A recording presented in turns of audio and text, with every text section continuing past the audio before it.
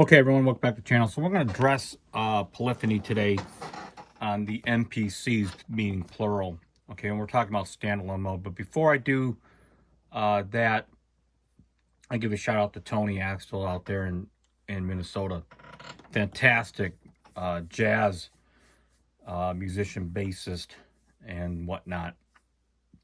And he's out there, and he asked me a question about the polyphony. And while there's no real scientific way to finesse this, is 64 notes of stereo polyphony. It is what it is. But the real question, and people like me that have been doing MIDI for a long time, is, well, okay, 64 notes of polyphony, but, you know, how much can you really do? Okay, because we live in a world today, especially when we were testing those M1 Max out, where we were loading, 70 instances of contact. Okay, and a lot of those tests were, they didn't give you the real world application of it, because if you're going to test out playback only at a real high buffer rate, then how much can you really run? Because if you're going to run at, let's say, less than 1.5 milliseconds of latency, you would never be able to run all those instances of contact. So the way I like to look at it is from more of a practical baseline, which is really, there's more pressure on the front end. And therefore, if you're playing back and you're not tracking and all that, it just means that you might have better performance, but you won't be thinking about the choke points at that point. Okay, so let's just take a look. So I've got a real world example, and I also have sort of one of those fake world examples where you just keep on stacking tracks. And I can tell you standalone versus running the MPC in control mode using the DAW. Okay, and I'll get to that later in the video. So I'm just going to go and play this sequence real quick. It's a full song, something typical song that I would quote unquote do, and it's in standalone, and we're going to challenge the polyphony. Okay, so I'm going to go to bar 1 and just play the first 20 bars.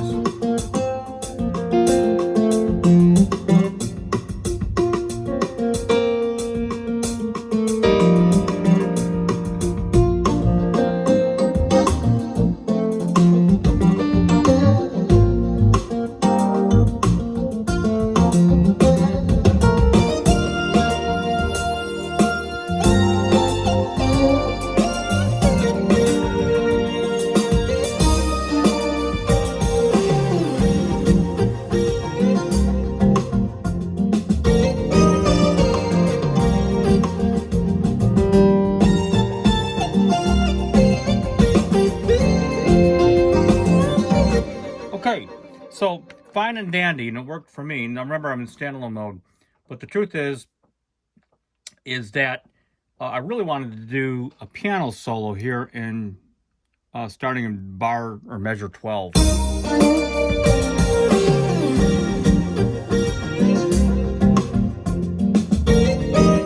But I was running out of polyphony, so I had to use a synth solo. So let's just see what's going on in these few bars here. So I'm just going to go, I'm in the pad mode, and we're going to just take and just listen to the foundation pieces and see what's going on. So got a rhythm guitar, drums,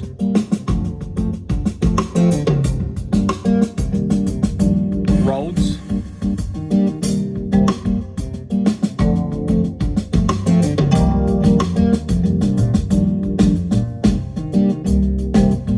so I got 4 instruments is going on right now. A little bit of chords dynamically here, but nothing too over the top. Bass, Rhodes, drums, and rhythm guitar. Let's go pull up some guitars. Electric guitars, I mean.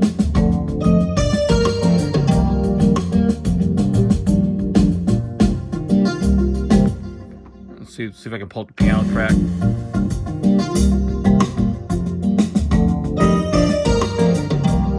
Okay. So here's the piano track that I didn't have enough polyphony for, so I had to relegate it for just embellishment.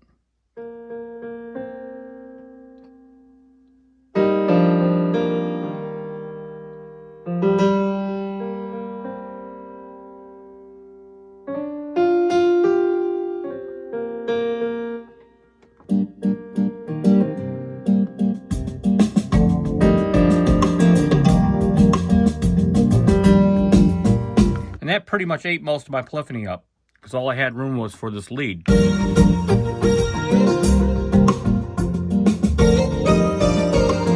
And what happens is you can feel the notes starting to cut off, especially on the piano solo when I tried to do the piano solo.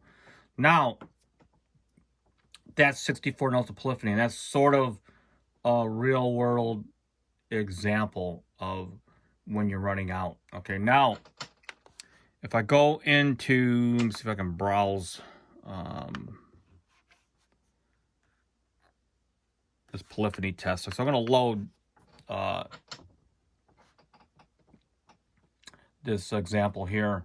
This is just sort of like one of those typical YouTube videos where you're just going to run lots of notes, and we're going to listen for where you're going to run out. Okay, so as a matter of fact, I'm going to run this on the computer as well in the background. So first standalone, and then we're going to run it in control mode. All right, so this is low memory.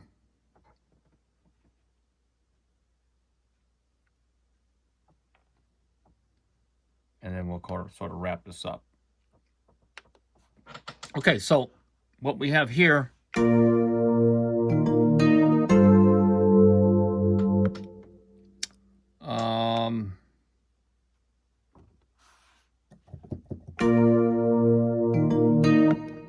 okay, so I'm going to put this in mixer mode, channel mixer mode. And so what I've done is I've got 9 tracks here. Nothing's going to play, and I'm just going to start turning up the tracks so you can hear.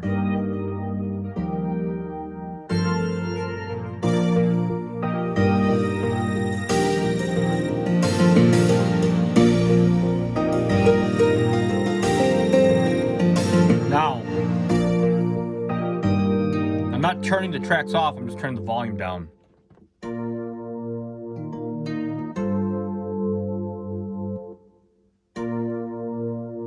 Okay, so this is where I started running out of polyphony. And really, this is a lot playing at one time for like a regular song.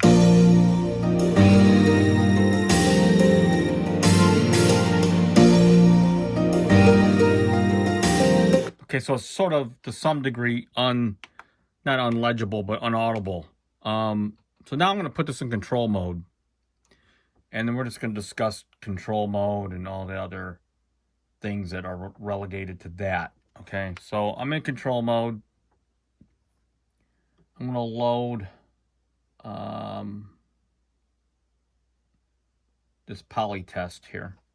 So now we're sort of leeching off the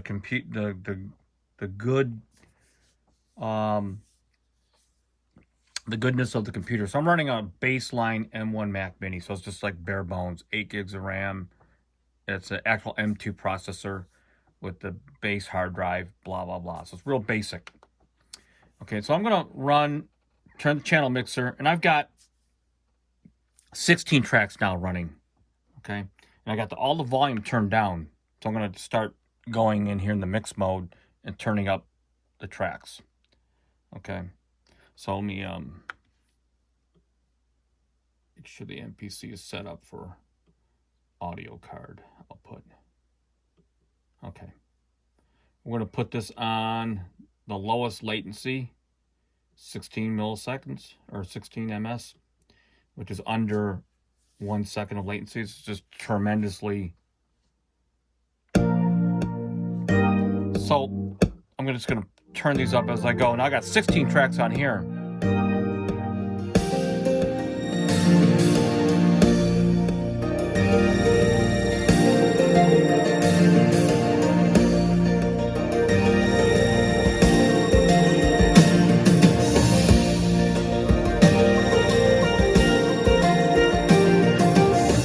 this is not musical. This is just, like I said, how many notes can you run?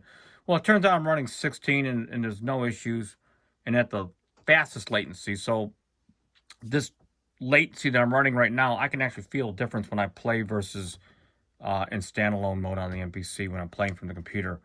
It's enough of a difference where I can actually feel it myself and hear less latency when I'm playing the same samples but from the hardware. Now, to the point of, I want to say Ghetto Styles, the great Ghetto Styles, did this. And he basically turned the monitor off and said, look, there's the MPC. It acts like it's in standalone. There's no monitor. I'm running everything. So it's just a point I want to make. So I'm going to go into don't save.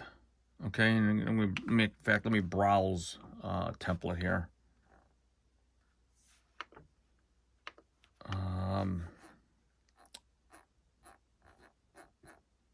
Let's see.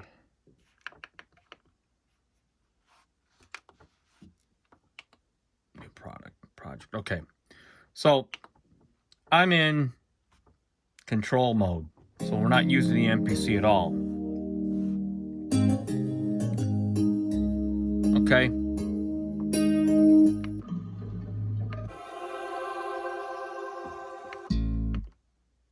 And so I'm working the MPC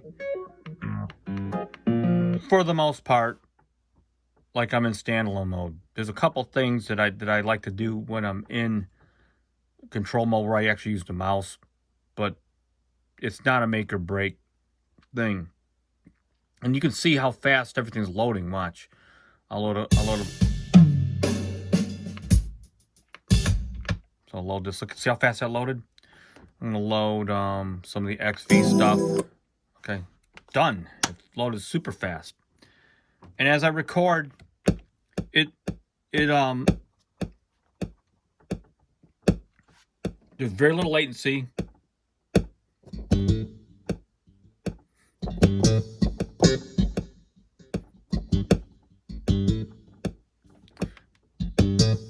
And it works just the same way.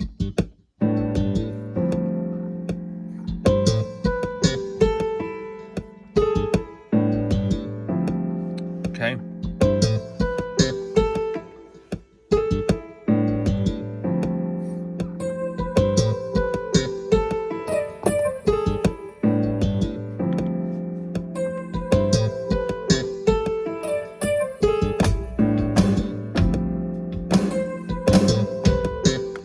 And so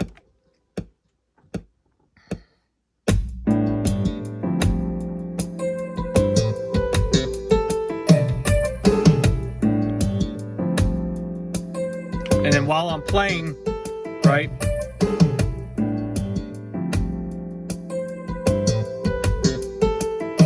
let me go find that one of these new leads I've been working on.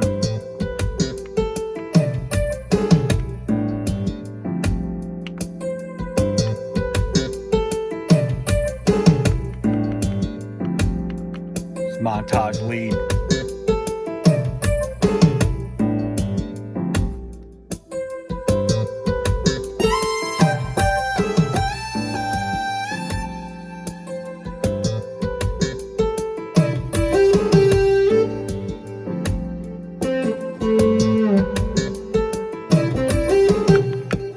Two, three, four.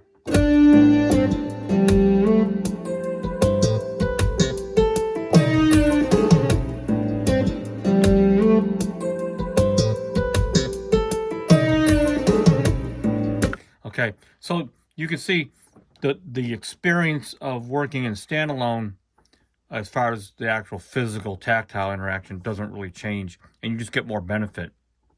I often thought I ought to get a MacBook Pro or just a real fast laptop and just sort of run it off to the right, you know, almost like a server for this guy. And it doesn't matter if you got an MPC, XE, SE, MPC keys or whatever.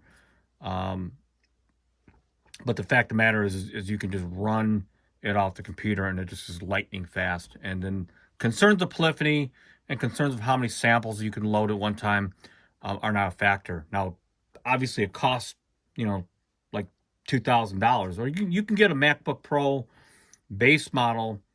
The M1 I saw reconditioned on Apple's website for like 1,600, which is not bad. And even with 16 gigs of RAM, is double of what you see that I'm running now on the Mac Mini.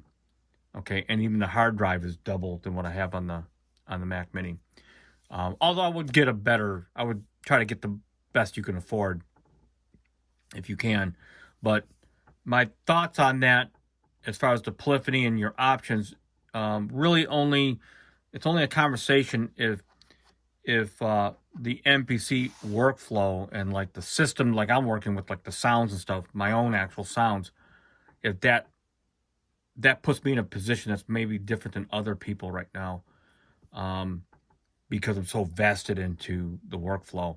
And of course, what I would typically do is go take these stems, send them out to Studio One anyway, or Logic, and everything would be more of in a linear format. So we're talking about this as a pre-production creative tool that takes place before you start getting into the actual tracking in the computer. So hopefully this helps you out. Until next time, peace out.